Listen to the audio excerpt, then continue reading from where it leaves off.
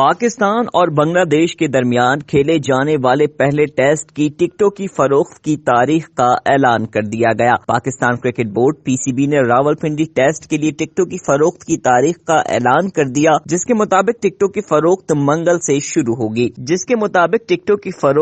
ہو چکی ہے۔ پی C B کے مطابق 7 سے 11 فروری تک شائقین پنڈی اسٹیڈیم سے ٹکٹ خرید سکتے ہیں۔ اسلام آباد اور راولپنڈی ایکسپریس سینٹر پر ٹکٹوں کی فروخت آج سے شروع ہو گئی ہے۔ شائقین کرکٹ سینٹر سے ٹکٹ خریدتے وقت قومی شناختی کارڈ ہمراہ رکھیں گے۔ ایک شناختی کارڈ پر زیادہ سے زیادہ 5 ٹکٹیں حاصل کی جا سکتی ہیں۔ پاک بنگلہ دیش ٹیسٹ سیریز پی سی بی نے شائقین کی سہولت اور دلچسپی کے پیش نظر ٹکٹوں کی نرخ کم رکھے ہیں۔ واضح رہے کہ پاکستان اور بنگلہ دیش کے درمیان پہلا ٹیسٹ میچ 7 سے 11 فروری تک راولپنڈی میں کھیلا جائے گا۔ پہلے ٹیسٹ کے لیے دونوں بورڈز کی جانب سے ٹیموں کا اعلان کر دیا گیا ہے۔ ٹیسٹ اسکواڈ میں فہیم اشرف اور بلال آصف کی واپسی ہوئی ہے۔ انظار احمد، DNN، کراچی۔